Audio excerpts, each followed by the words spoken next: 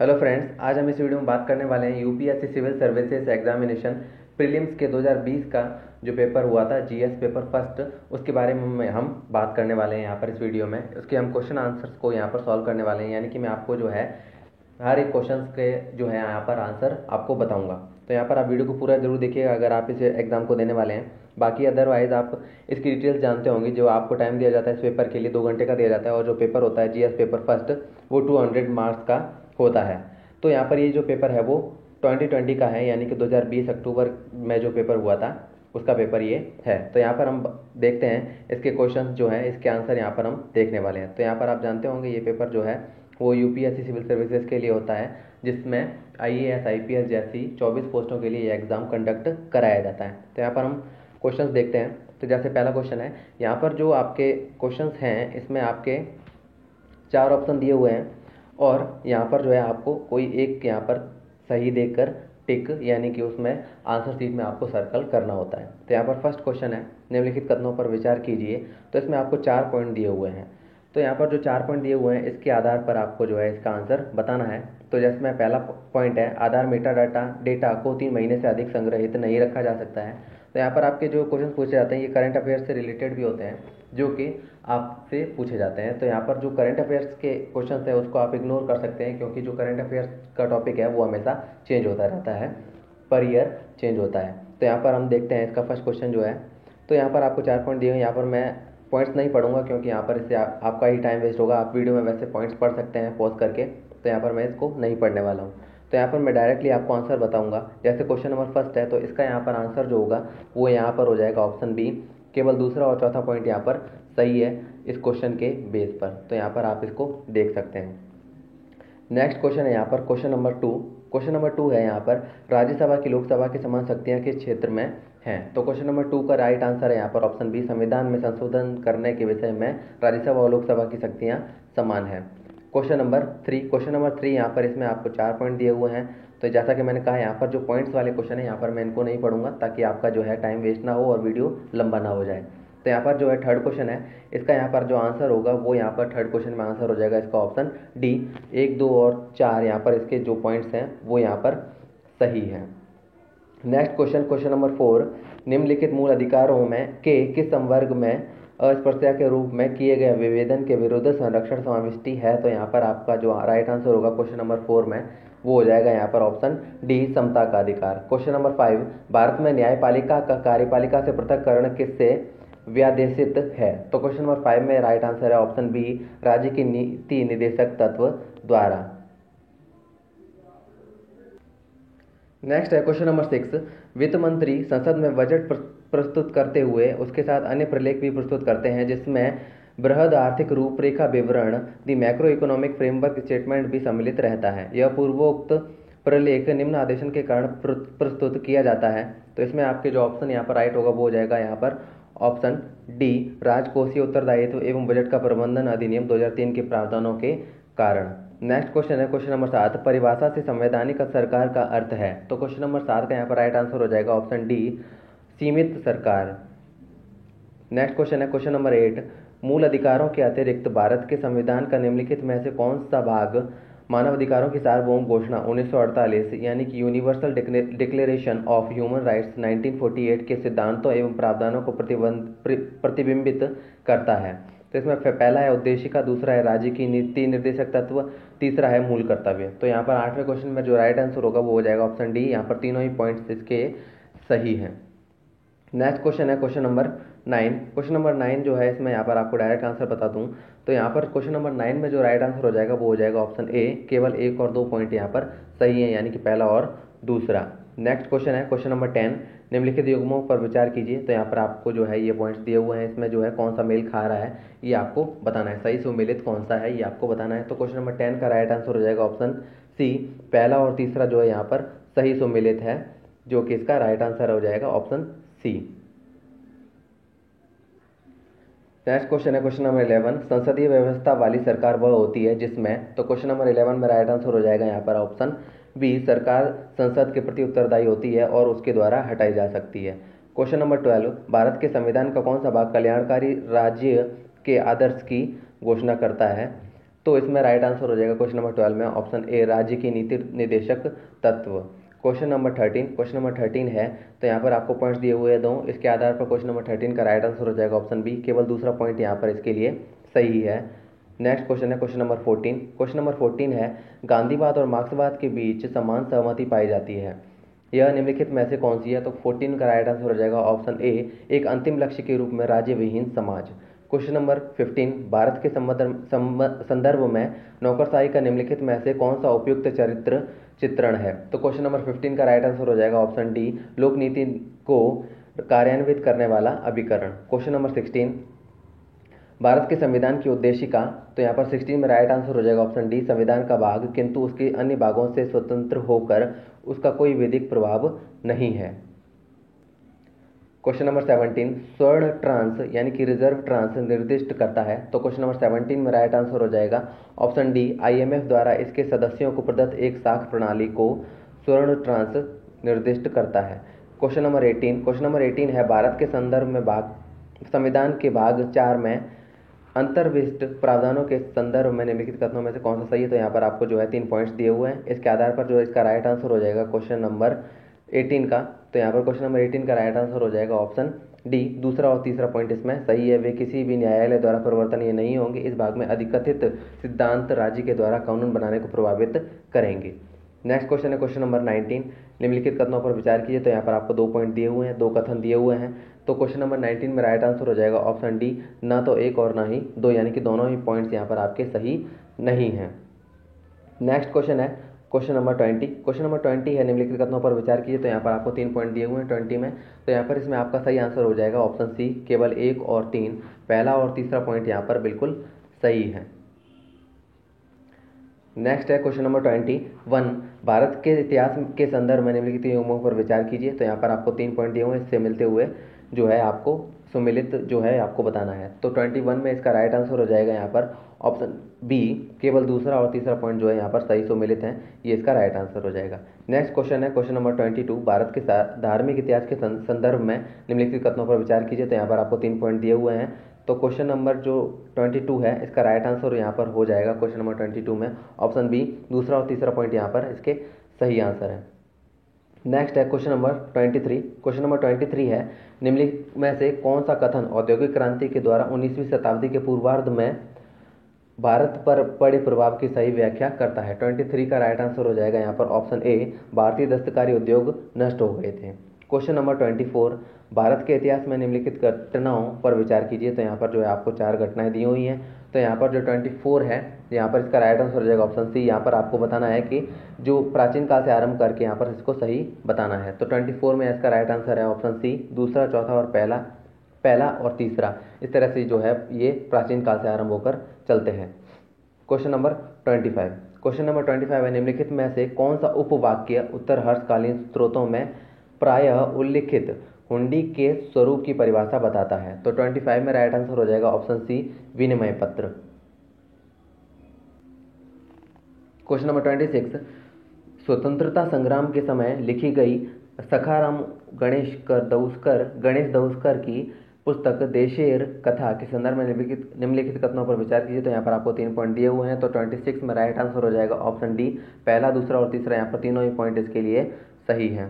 Next question है question number 27, Gandhi Irwin समझौते में से निम्नलिखित में से क्या सम्मिलित था? तो इन दोनों के जो समझौता हुआ था इसमें क्या सम्मिलित था ये आपको बताना है, तो 4 पॉइंट आपको दिए हुए हैं इस समझौते के आधार पर, तो 27 में इसका राइट आंसर हो जाएगा ऑप्शन बी, पहला, दूसरा और चौथा पॉइंट यहाँ पर इसके सही हैं, यानी कि ये 4 पॉइंट में ये समझौता था इसमें ये 4 पॉइंट सम्मिलित थे।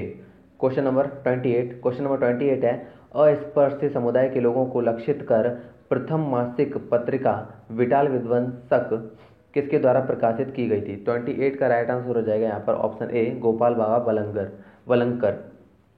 क्वेश्चन नंबर 29, भारत के इतिहास के संदर्भ में कूल्यावाप तथा द्रोणवाप शब्द क्या निर्दिष्ट करते हैं? 29 में इसका राइट आंसर हो जाएगा ऑप्शन ए, भूमाप। क्वेश्चन नंबर 30 है यहाँ पर, निम्नलिखित में से किस शासक ने अपनी प्रजा को इस अभिलेख के माध्यम से परामर्श दिया? तो यहाँ पर ये आपको जो अभिलेख दिया हुआ है, तो क्वेश्चन नंबर 30 में राइट आंसर हो जाएगा ऑप्शन ए, अशोक ने।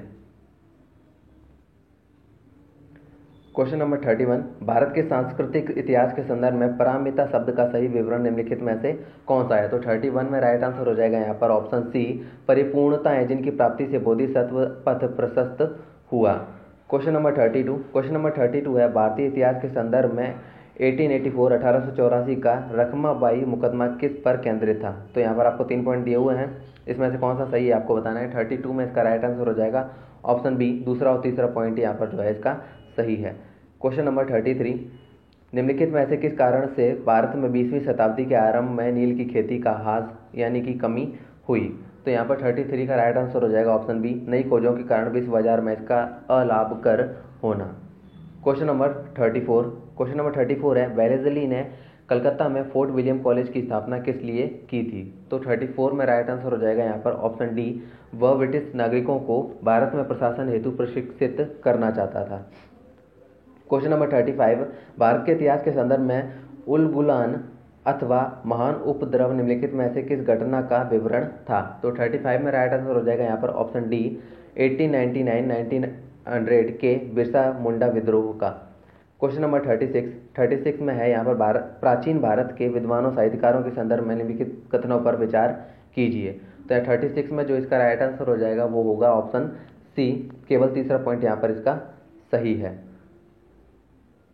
नेक्स्ट क्वेश्चन है 37, मानव प्रजनन तकनीकी में अभिनव प्रगति के संदर्भ में प्राकेंद्रिक स्थानांतरण यानी कि प्रोन्यूक्लियर ट्रांसफर का प्रयोग किस लिए होता है? तो 37 में राइट आंसर हो जाएगा ऑप्शन डी, संतान में सूत्र कणिका वाले रोगों का निरोध। क्वेश्चन नंबर 38 है, विकास की वर्तमान स्थिति में कृत्रिम बुद्धिमत्ता यानी कि आर्टिफिशियल इंटेलिजेंस निम्नलिखित में से किस कार्य को प्रभावी रूप से कर सकती है? तो यहाँ पर आपको 5 पॉइंट दिए हुए हैं, इसके आधार पर 38 में राइट आंसर जो हो जाएगा वो हो जाएगा यहाँ पर आपका ऑप्शन डी, पहला, दूसरा, तीसरा, चौथा और पांचवा, यानी कि पांचवा ही पॉइंट यहाँ पर इसके सही है। क्वेश्चन नंबर 39, दृश्य प्रकाश संचार VLC तकनीके के संदर्भ में निम्नलिखित में से कौन से कथन सही हैं? तो यहाँ पर आपको 4 पॉइंट दिए हुए हैं, इसके आधार पर 39 का राइट आंसर हो जाएगा ऑप्शन सी, पहला, तीसरा और चौथा यहाँ पर आपके पॉइंट सही है। नेक्स्ट है क्वेश्चन नंबर 40, ब्लॉकचेन तकनीकी के संदर्भ में निम्नलिखित कथनों पर विचार कीजिए। तो यहाँ पर आपके 3 पॉइंट हैं, 40 में इसका राइट आंसर जो होगा वो हो जाएगा ऑप्शन डी, पहला और तीसरा इसके पॉइंट दोनों ये सही है, दोनों पॉइंट हैं। नेक्स्ट क्वेश्चन है क्वेश्चन नंबर 41, कार्बन नैनो ट्यूबों के संदर्भ में निम्नलिखित कथनों पर विचार कीजिए। तो यहाँ पर आपको 4 पॉइंट दिए हुए हैं, 41 में इसका राइट आंसर हो जाएगा ऑप्शन डी, पहला, दूसरा, तीसरा और चौथा, यहाँ पर चारों ही पॉइंट इसके सही हैं। क्वेश्चन नंबर 42 है, यहाँ पर निम्नलिखित गतिविधियों पर विचार कीजिए। तो यहाँ पर आपके 3 पॉइंट हैं, तो इन 3 पॉइंट के आधार पर 42 का जो राइट आंसर हो जाएगा वो हो जाएगा ऑप्शन डी, यानी कि तीनों ही पॉइंट यहाँ पर सही है। नेक्स्ट क्वेश्चन है क्वेश्चन नंबर 43 है, यह प्रयोग 3 ऐसे अंतरिक्ष यानों को काम में लाएगा जो एक समबाहु त्रिभुज की आकृति में उड़ान भरेंगे, जिसमें प्रत्येक भुजा 1 मिलियन किलोमीटर लंबी है और यानों के बीच लेजर चमक रही होगी। कथित प्रयोग किसे संदर्भित करता है? क्वेश्चन नंबर 43 में जो राइट आंसर हो जाएगा वो होगा option D, evolved Lisa. Question number 44, निम्नलिखित कथनों पर विचार कीजिए। तो यहाँ पर आपके 3 पॉइंट दिए हुए हैं 44 में, तो यहाँ पर जो 44 का राइट आंसर हो जाएगा वो हो जाएगा ऑप्शन डी, पहला, दूसरा और तीसरा तीनों ही पॉइंट यहाँ पर इसके सही है। नेक्स्ट क्वेश्चन है क्वेश्चन नंबर 45, भारत में न्यूमोकोकल संयुग्मी वैक्सीन यानी कि न्यूमोकोकल कॉन्जुगेट वैक्सीन के उपयोग का क्या महत्व है? तो यहाँ पर आपको 3 पॉइंट दिए हुए हैं 45 में, तो 45 में राइट आंसर हो जाएगा वो हो जाएगा ऑप्शन बी, पहला और दूसरा पॉइंट इसके सही हैं, इसके सही आंसर हैं। नेक्स्ट है क्वेश्चन नंबर 46, भारत में पब्लिक की इंफ्रास्ट्रक्चर पदबंध किसके प्रसंग में प्रयुक्त किया जाता है? तो क्वेश्चन नंबर 46 का राइट आंसर हो जाएगा यहाँ पर ऑप्शन ए, डिजिटल सुरक्षा आधारभूत संरचना। नेक्स्ट है क्वेश्चन नंबर 47 है, निम्नलिखित कथनों में से कौन से पादप और प्राणी कोशिकाओं के बीच सामान्य अंतर के बारे में सही है? तो यहाँ पर आपको 3 पॉइंट इसके दिए हुए हैं, तो इसमें यहाँ पर जो है इसका राइट आंसर हो जाएगा क्वेश्चन नंबर 47 में इसका ऑप्शन सी इसका राइट आंसर होगा, केवल पहला और तीसरा पॉइंट इसके सही है। नेक्स्ट क्वेश्चन है क्वेश्चन नंबर 48, निम्नलिखित में से कौन से कारण कारक बेंजीन प्रदूषण उत्पन्न करते हैं? तो यहाँ पर आपके लिए इस पे 5 पॉइंट दिए हुए हैं, तो 48 में इसका राइट आंसर जो होगा वो हो जाएगा ऑप्शन डी, 1 से लेकर 5 तक इसके पांचों पॉइंट जो है वो यहाँ पर सही है। नेक्स्ट क्वेश्चन है 49 है, यदि निकट भविष्य में दूसरा वैश्विक वित्तीय संकट होता है तो निम्नलिखित में ऐसे कौन सा कार्य नीतियां भारत को सबसे अधिक संभावना के साथ कुछ उन्मुक्ति प्रदान कर सकती है। तो इसमें 3 पॉइंट है। 49 में जो राइट आंसर हो जाएगा वो हो जाएगा ऑप्शन ए, केवल पहला पॉइंट इसका यहाँ पर सही है। नेक्स्ट क्वेश्चन है क्वेश्चन नंबर 50। यदि आप अपने बैंक के मांग जमा खाते डिमांड डिपॉजिट अकाउंट से 1 लाख की नगद राशि निकालते हैं तो अर्थव्यवस्था में तात्कालिक रूप से मुद्रा की समग्र पूर्ति पर इसका क्या प्रभाव पड़ेगा। तो 50वें का यानी कि क्वेश्चन नंबर 50 का राइट आंसर है ऑप्शन डी, मुद्रा की समग्र पूर्ति अपरिवर्तित रहेगी। Question number 51। भारत में प्रत्यक्ष विदेशी निवेश के संदर्भ में निम्नलिखित में से कौन सी उसकी प्रमुख विशेषता मानी जाती है। तो 51 में राइट आंसर हो जाएगा ऑप्शन बी, यह मुख्यतः ऋण सृजित न करने वाला पूंजी प्रवाह है। Question number 52। वर्तमान में भारत के अंतर्राष्ट्रीय व्यापार के संदर्भ में निम्नलिखित में से कौन सा कथन सही है। तो इसमें आपके 4 पॉइंट दिए हुए हैं। 52 में जो राइट आंसर हो जाएगा वो हो जाएगा ऑप्शन डी, पहला, तीसरा और चौथा पॉइंट इसमें सही है। पहला, तीसरा और चौथा पॉइंट इसमें डी ऑप्शन इसका राइट आंसर है। नेक्स्ट है क्वेश्चन नंबर 53। कभी कभी समाचारों में पाए जाने वाला पद वेस्ट टेक्सास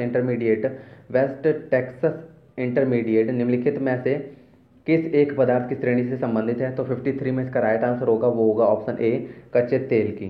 क्वेश्चन नंबर 54 है भारतीय अर्थव्यवस्था के संदर्भ में निम्नलिखित में से कौन सा गैर वित्तीय ऋण में सम्मिलित है। तो इसमें 3 पॉइंट हैं। परिवारों का बकाया गृह ऋण, क्रेडिट कार्डों पर बकाया राशि और राजकोष बिल। तो 54 का राइट आंसर हो जाएगा ऑप्शन डी, पहला, दूसरा और तीसरा पॉइंट इसके सही हैं। नेक्स्ट क्वेश्चन है 55। भारत में क्यों कुछ परमाणु रिएक्टर IAEA सुरक्षा उपायों के अधीन रखे जाते हैं जबकि अन्य इस सुरक्षा के अधीन नहीं रखे जाते हैं। तो 55 में राइट आंसर हो जाएगा ऑप्शन बी, कुछ आयातित यूरेनियम का प्रयोग करते हैं और अन्य घरेलू आपूर्ति का। Question number 56। व्यापार संबंधित निवेश उपायों के संदर्भ में निम्नलिखित में से कौन सा सही है। तो इसमें 3 पॉइंट आपको दिए हुए हैं। 56 में राइट आंसर हो जाएगा यहाँ पर आपका ऑप्शन सी, पहला और तीसरा पॉइंट इसमें इसके राइट आंसर्स हैं, यानी कि पॉइंट्स इसके सही हैं। Question number 57। यदि RBI प्रसारवादी मौद्रिक नीति का अनुसरण करने का निर्णय लेता है तो वह निम्नलिखित में से क्या नहीं करेगा। तो इसमें आपको 3 पॉइंट दिए हुए हैं कि वो क्या नहीं करेगा। तो 57 में जो राइट आंसर हो जाएगा वो होगा इसका ऑप्शन बी, केवल दूसरा पॉइंट इसमें जो है वो सही है, यानी कि RBI ये जो है वो निर्णय नहीं करेगा। तो इसमें है सीमांत स्थायी सुविधा दर को बढ़ाना। क्वेश्चन नंबर 58 है 1991 के आर्थिक उदारीकरण के बाद की भारतीय अर्थव्यवस्था के संबंध में निम्नलिखित कथनों पर विचार कीजिए। तो यहाँ पर आपको 4 पॉइंट दिए हुए हैं। 58 में जो इसका राइट आंसर होगा वो हो जाएगा ऑप्शन बी, तीसरा और चौथा पॉइंट इसमें सही है। क्वेश्चन नंबर 59 है निम्नलिखित कथनों पर विचार कीजिए। तो यहाँ पर आपको 2 कथन दिए हुए हैं। 59 में इसका राइट आंसर हो जाएगा ऑप्शन बी, दूसरा कथन यहाँ पर जो है वो बिल्कुल सही आंसर है। नेक्स्ट है क्वेश्चन नंबर 60। भारत में किसी व्यक्ति के साइबर बीमा कराने पर निधि की हानि की भरपाई एवं अन्य लाभों के अतिरिक्त सामान्यतः निम्नलिखित में से कौन कौन से लाभ दिए जाते हैं। तो यहाँ पर आपको 4 पॉइंट दिए हुए हैं, यानी कि 4 में से कौन कौन से लाभ दिए जाते हैं। तो 60 में इसका राइट आंसर हो जाएगा ऑप्शन बी, पहला, तीसरा और चौथा इसका जो है पॉइंट सही है। नेक्स्ट क्वेश्चन है क्वेश्चन नंबर 61। भारत में निम्नलिखित में से किन है कृषि में सार्वजनिक निवेश माना जाता है। तो यहाँ पर इसके 6 पॉइंट दिए हुए हैं। तो क्वेश्चन नंबर 61 में इसका राइट आंसर हो जाएगा यहाँ पर ऑप्शन सी, केवल दूसरा, तीसरा और छठा पॉइंट जो है इसके वो बिल्कुल सही है। नेक्स्ट है क्वेश्चन नंबर 62 में यहाँ पर दिया हुआ है भारत में फर्म के ब्याज व्याप्ति अनुपात इंटरेस्ट कवरेज रेशियो पद का क्या महत्व है। तो यहाँ पर इसके 3 पॉइंट दिए हुए हैं। क्वेश्चन नंबर 62 में 62 का राइट आंसर है यहाँ पर ऑप्शन ए, केवल 1 और 2 पॉइंट इसके सही हैं। नेक्स्ट है क्वेश्चन नंबर 63। हाल के वित्तीय दिनों में निम्नलिखित में से कौन सी नीतियाँ भारत में चावल के मूल्य को प्रभावित कर रही हैं। तो क्वेश्चन नंबर 63 का जो राइट आंसर हो जाएगा वो हो जाएगा ऑप्शन डी, पहला, दूसरा, तीसरा और चौथा, चारों ही पॉइंट इसके सही आंसर हैं। क्वेश्चन नंबर 64 है निम्नलिखित कथनों पर विचार कीजिए। तो यहाँ पर आपको 3 कथन दिए हुए हैं। तो 64 में इसका जो राइट आंसर हो जाएगा वो हो जाएगा ऑप्शन बी, केवल दूसरा कथन यहाँ पर इसका सही आंसर है। Question number 65। निम्नलिखित में से किस समूह के सभी चारों देश G20 के सदस्य हैं। तो क्वेश्चन नंबर 65 का राइट आंसर हो जाएगा ऑप्शन ए, अर्जेंटीना, मैक्सिको, दक्षिण अफ्रीका एवं तुर्की, ये चारों ही देश G20 के सदस्य हैं। Question number 60। किसान क्रेडिट कार्ड योजना के अंतर्गत निम्नलिखित में से किन किन उद्देश्यों के लिए कृषकों को अल्पकालीन ऋण समर्थन उपलब्ध कराया जाता है। तो इसमें आपको 5 पॉइंट दिए हुए हैं। तो क्वेश्चन नंबर 66 का जो राइट आंसर हो जाएगा वो होगा यहाँ पर ऑप्शन बी, केवल 1, 3 और 4 पॉइंट इसके वो हैं सही हैं। क्वेश्चन नंबर 67 यहाँ पर आपको दिया हुआ है निम्नलिखित कथनों पर विचार कीजिए। खाद्य वस्तुओं, यहाँ पर आपको 3 पॉइंट इसके दिए हुए हैं, तो 67 में इसका जो राइट आंसर हो जाएगा वो होगा ऑप्शन ए, पहला और दूसरा इसका पॉइंट जो है वो सही है। नेक्स्ट क्वेश्चन है 68, निम्नलिखित युग्मों पर विचार कीजिए। तो यहाँ पर आपको जो है 4 युग्म मिलाकर दिए जा रहे हैं, तो यहाँ पर नदियों के नाम दिए हुए हैं और ये किस सागर से जाकर मिलती हैं ये दिया हुआ है। तो 68 में जो राइट आंसर होगा वो हो जाएगा ऑप्शन सी, केवल तीसरा और चौथा पॉइंट इसके जो है वो सही हैं, ये नदियाँ इस सागर में जाकर गिरती हैं। नेक्स्ट क्वेश्चन है क्वेश्चन नंबर 69, निम्नलिखित कथनों पर विचार कीजिए। तो यहाँ पर आपको इसके 2 पॉइंट दिए हुए हैं, तो 69 में इसका राइट आंसर हो जाएगा वो हो जाएगा ऑप्शन डी, न तो एक और न ही दो, यानी कि इसके दोनों ही पॉइंट इसके सही नहीं है। क्वेश्चन नंबर 70 है, भारतीय अर्थव्यवस्था के संदर्भ में निम्नलिखित कथनों पर विचार कीजिए। तो यहाँ पर आपको 4 कथन दिए हुए हैं, तो क्वेश्चन नंबर 70 का जो राइट आंसर हो जाएगा वो हो जाएगा ऑप्शन सी, पहला और तीसरा पॉइंट इसके राइट आंसर्स हैं। क्वेश्चन नंबर 71, भारत के सांस्कृतिक इतिहास के संदर्भ में निम्नलिखित युग्मों पर विचार कीजिए। तो यहाँ पर आपको 3 जो युग्म है वो दिए हुए हैं, तो क्वेश्चन नंबर 71 में इसका राइट आंसर हो जाएगा ऑप्शन बी, पहला और तीसरा पॉइंट जो है इसके वो सही है। नेक्स्ट क्वेश्चन है क्वेश्चन नंबर 72, भारतीय हाथियों के संदर्भ में निम्नलिखित कथनों पर विचार कीजिए। तो यहाँ पर आपको 4 कथन दिए हुए हैं, तो इसमें 72 में इसका राइट आंसर हो जाएगा ऑप्शन ए, पहला और दूसरा पॉइंट इसके सही आंसर्स हैं। क्वेश्चन नंबर 73 है, निम्नलिखित में से कौन सा संरक्षित क्षेत्र कावेरी बेसिन में स्थित है। 73 में इसका राइट आंसर हो जाएगा ऑप्शन सी, पहला, तीसरा और चौथा पॉइंट्स इसके राइट आंसर्स हैं।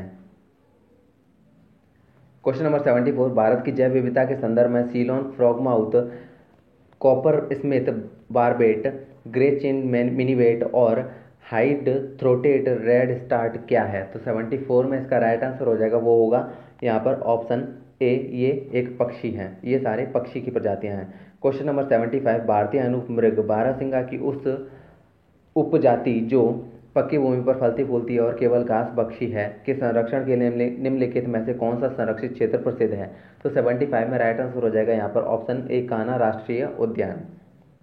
क्वेश्चन नंबर 76, इस्पात स्लैग निम्नलिखित में से किसके लिए सामग्री हो सकता है। तो यहाँ पर 3 पॉइंट्स आपको दिए हुए हैं, तो 76 में राइट आंसर हो जाएगा यहाँ पर ऑप्शन डी, पहला दूसरा और तीसरा ही पॉइंट इसके सही है। क्वेश्चन नंबर 77, निम्नलिखित में से कौन से सर्वाधिक संभावनीय स्थान हैं जहां कस्तूरी मृग अपने प्राकृतिक आवास में मिल सकता है। तो 77 में इसका राइट आंसर हो जाएगा यहाँ पर ऑप्शन ए, पहला और दूसरा दोनों ही पॉइंट इसके जो है वो सही है। क्वेश्चन नंबर 78, ग्रामीण सड़क निर्माण में पर्यावरणीय दीर्घ उपयोगिता को सुनिश्चित करने अथवा कार्बन पदचिह्न को घटाने के लिए निम्नलिखित में से किसके प्रयोग को अधिक प्राथमिकता दी जाती है। तो यहाँ पर आपको 4 पॉइंट दिए हुए हैं, तो 78 में इसका राइट आंसर हो जाएगा ऑप्शन ए, पहला दूसरा और तीसरा पॉइंट यहाँ पर इसके सही आंसर्स हैं। क्वेश्चन नंबर 79, निम्नलिखित कथनों पर विचार कीजिए। तो यहाँ पर आपको 3 कथन दिए हुए हैं 79 में, इसका राइट आंसर हो जाएगा ऑप्शन डी, पहला दूसरा और तीसरा तीनों ही पॉइंट इसके सही आंसर्स हैं। क्वेश्चन नंबर 80, खेती में बायोचार का क्या उपयोग है। तो क्वेश्चन नंबर 80 का जो राइट आंसर हो जाएगा वो होगा यहाँ पर ऑप्शन डी, पहला दूसरा और तीसरा पॉइंट तीनों ही पॉइंट्स इसके सही आंसर्स हैं। नेक्स्ट है क्वेश्चन नंबर 81। क्वेश्चन नंबर 81 है, यदि किसी पौधे की विशिष्ट जाति को वन्य जीव सुरक्षा अधिनियम 1972 की अनुसूची 6 में रखा गया है तो इसका क्या तात्पर्य है। तो क्वेश्चन नंबर 81 में इसका राइट आंसर हो जाएगा ऑप्शन ए, उस पौधे की खेती करने के लिए लाइसेंस की आवश्यकता है। क्वेश्चन नंबर 82, प्राचीन भारतीय गुप्त राजवंश के समय के संदर्भ में नगर घंटासाला, कदूरा तथा चौल किस लिए विख्यात थे। तो क्वेश्चन नंबर 82 का राइट आंसर हो जाएगा यहाँ पर ऑप्शन ए, विदेशी व्यापार करने वाले बंदरगाह।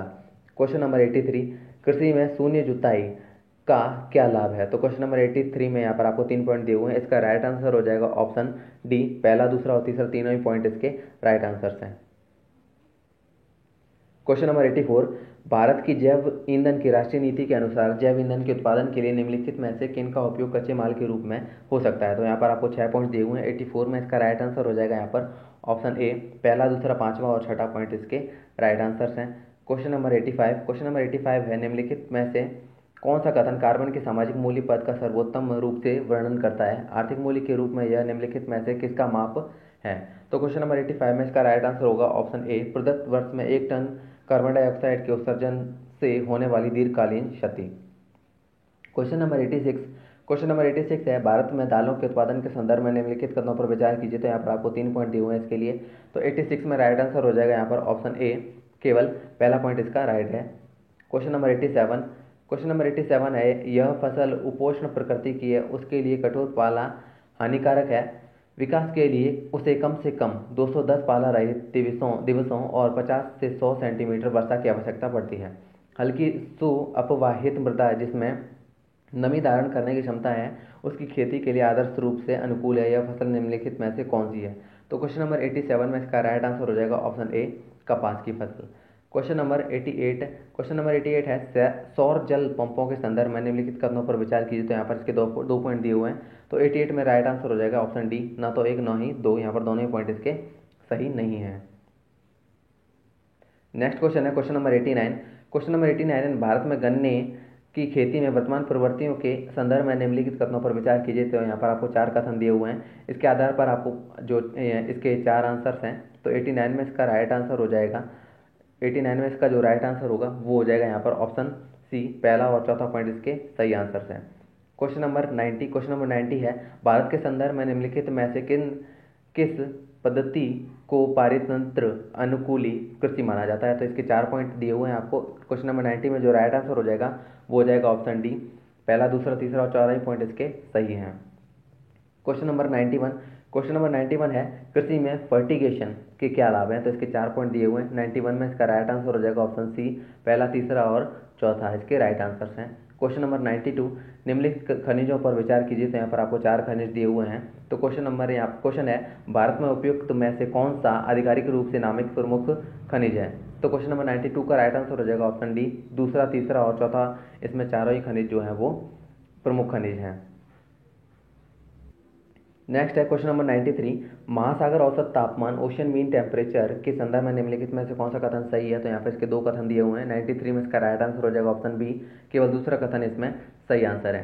क्वेश्चन नंबर 94, भारत में रासायनिक उर्वरकों के संदर्भ में निम्नलिखित कथनों पर विचार कीजिए। तो इसके 3 कथन दिए हुए हैं। 94 में इसका राइट आंसर हो जाएगा ऑप्शन बी, केवल दूसरा और तीसरा पॉइंट इसके राइट आंसर्स हैं। क्वेश्चन नंबर 95, भारत के मरु राष्ट्रीय उद्यान के संदर्भ में निम्नलिखित कथनों में से कौन सा कथन सही है? तो इसमें 95 में राइट आंसर यहाँ पर होगा ऑप्शन सी, तो ऑप्शन सी है, केवल पहला और तीसरा पॉइंट इसके सही हैं।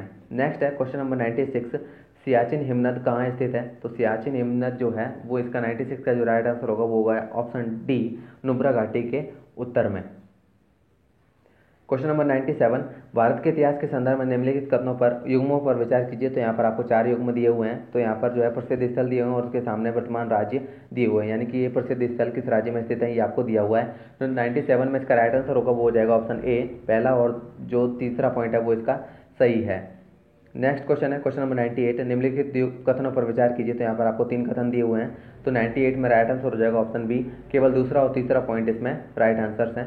क्वेश्चन नंबर 99 है, निम्नलिखित कथनों पर विचार कीजिए। तो यहाँ पर आपको 3 कथन दिए हुए हैं। तो इसमें जो 99 में राइट आंसर हो जाएगा वो होगा ऑप्शन सी, केवल दूसरा पॉइंट इसमें सही है। केवल कुछ चक्रवात ही केंद्र में वाताक्षी उत्पन्न करते हैं। क्वेश्चन नंबर 100, निम्नलिखित बाघ आरक्षित क्षेत्रों में क्रांतिक बाघ आवास के अंतर्गत सबसे बड़ा क्षेत्र किसके पास है? तो क्वेश्चन नंबर 100 में जो राइट आंसर है वो है ऑप्शन सी, नागार्जुन सागर श्रीशैलम, ये इसका राइट आंसर है। इस तरह यहाँ पर जो है यूपीएससी सिविल सर्विसेज 2020 का जो पेपर है इसके 100 क्वेश्चन यहाँ पर आपके कंप्लीट होते हैं। नेक्स्ट वीडियो में हम इसके अगले पेपर के बारे में बात करेंगे। तो यहाँ पर जो 100 क्वेश्चन है ये आपके खत्म होते हैं। अगर आप इस पेपर की तैयारी कर रहे हैं तो ये पेपर आपके लिए यूज़फुल हो सकता है। अगर आपको वीडियो अच्छा लगा तो इसको लाइक ज़रूर कीजिएगा और साथ ही दोस्तों के साथ शेयर जरूर कीजिएगा, और इसी तरह के और भी वीडियो देखने के लिए हमारे चैनल को सब्सक्राइब जरूर कीजिएगा दोस्तों। Thank you.